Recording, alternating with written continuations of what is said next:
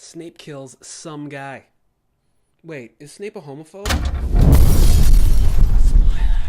Okay, just stop with all the Game of Thrones spoilers. Look, I get it. Yahoo News needs to get clicks. You get paid off of the amount of people who view your stories, and I totally get that.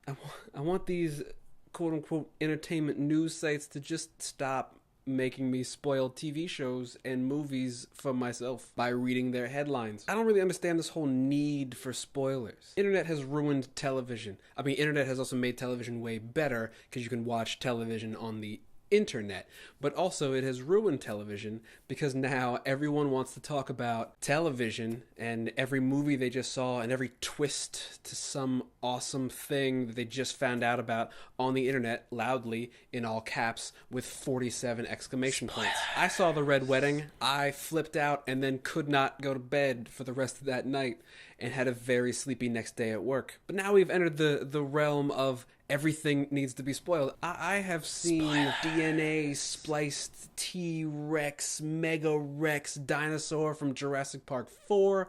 I know about your ninth favorite character from Game of Thrones coming back in the 5th season. I've seen a ton of theories on what Avengers 2 is gonna have in it. I just want to watch the thing. I don't need you to guess the thing. I mean, there used to be a time when people used to not have the internet, used to not talk about these things via text message. Technology was a smaller thing and you had to talk to an operator so you can call your friend across the city, township. In those days, you couldn't ruin things. You couldn't psychoanalyze every little bit of info, every little nugget of information. And it was easier just to take a story and just accept it before you had to talk about it, before you had to post it on Twitter. The thing you just saw, before you had to get the end of Lost all kinds of wrong because you didn't understand that they are clearly not all dead unless you talk about the flash forward, in which case they're all dead. I'm spoiling Lost because I don't care, because it's a terrible TV. Don't ever watch Lost, by the way. Don't watch Lost. Honestly, what do I know? I'm one of those weird people who hate spoilers so much that I get angry when I spoil things for myself.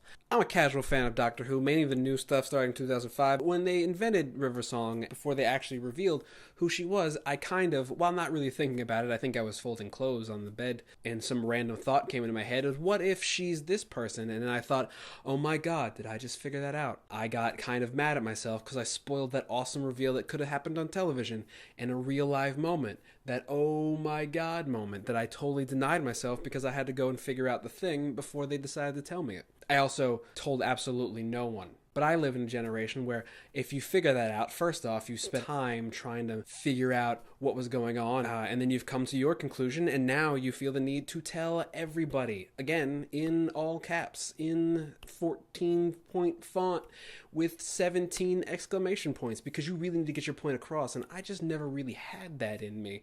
I really don't care to tell everybody, because I deprived that moment, that awesome moment, that pin drop moment that changes your entire world of the thing you're just watching. You're like, oh my god, I have to think about this whole thing in a different way. I denied myself that moment by figuring it out 8 episodes before they were ready to tell me, and I didn't want to deprive anybody else of that feeling. And I think it all stems from this feeling of wanting to be heard, and I totally get that because nobody watches this. I don't even have subscribers in the double digits. Point is, everybody is out here now screaming to be heard. Hashtag screaming to be heard. And everybody wants their voice to matter. But the truth is, if you're just being the kind of person who wants to yell out some spoiler because you figured it out, if you want to tell everybody what happened in the Game of Thrones books because they came out in 1997, if you weren't up on it, then it's not really a spoiler, even though it's a TV show now, which is a different medium, which holds different rules, then you're just not a great person. You're kind of a D-bag, and you deserve all the bad things. Well, not all the bad things, but maybe like an eighth of the bad things. Maybe just some bad things to happen to you. Like a really inconvenient flat tire, or maybe a drug raid. Not the kind where they shoot your dog, although there aren't really any kind where they don't shoot your dog, but the kind where they just, just push you a little bit and then take all your stuff. The people who want to tell these things preemptively, I just wish they'd find another way to do things, like write something of your own, be creative in a different way, be creative at all, and not just kind of somebody who gets pleasure out of ruining everybody else's good time. Maybe that's a thing you could work on. I will work on being a better person. You can work on being a person. Hashtag troll.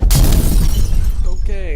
here we are at the end where end things happen. There's the pink button, which you can now see is pink because I am wearing red, and red is different than pink. Assuming that people thought it was not pink, although I think it's more pink. It's magenta. Going off of my feelings about people who are on the internet and suck, I keep stumbling across people who seem to be very, very negative on things they've never freaking seen. Do you remember how everybody hated Quicksilver in Days of Future Past? To be fair, I didn't like Days of Future Past. It's fine. The point is that people hated Quicksilver just because they saw a picture of him in a magazine. And then the movie comes out and everybody's like, that's the best scene in the movie. Why didn't they keep him for the rest of the movie? I came across an article today that talked about how they saw the trailer for the Netflix show Daredevil and thought that it is probably going to be horrible, but after 6 paragraphs about talking about how the show looks terrible, had 1 paragraph at the end going, but I'm going to reserve final judgment and hopefully it'll be good. They just spent 8 paragraphs, or whatever number I just said before,